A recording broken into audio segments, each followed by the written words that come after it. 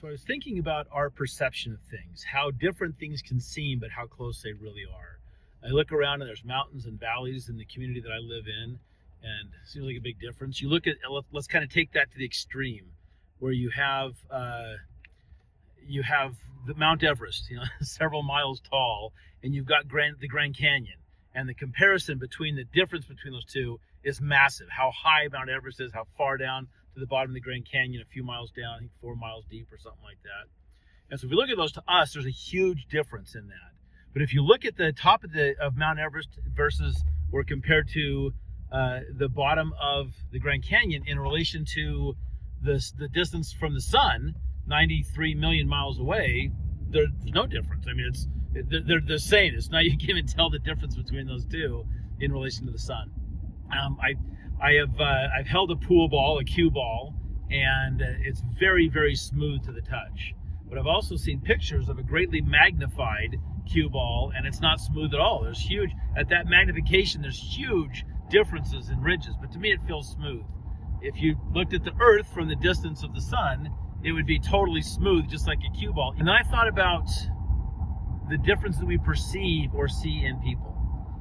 You've got this person who seemingly their life, they're in the gutter, literally in the gutter. They don't have, their life is a train wreck if you look from the outside in. They've made decisions or things have happened to them, and maybe there's drugs involved or whatever the situation is, where they're hardly taking care of themselves. They're certainly not contributing to society, and their life just seems to be so broken in so many ways. And then you look at someone that you really admire, a parent or a church leader, or someone that you've met along the way, that just, it seems like everything is so good. They're serving, they're living their life, they're taking care of their obligations, they're helping others, they love people, and you just go, wow, I admire that person so much. Their life is so good, they're doing such good things and making such a good effort with their life. And you look at the difference between those two, and it feels like the bottom of the Grand Canyon versus the top of Mount Everest. There's such a huge difference in our mind of what these people are and what their needs are. And yet, if you look at those in relation to the Son of God and the need for the atonement of Jesus Christ, there's no difference. The worst person on the earth, as we would see it, compared to the person we admire the most, and the need that they have for the atonement is the same.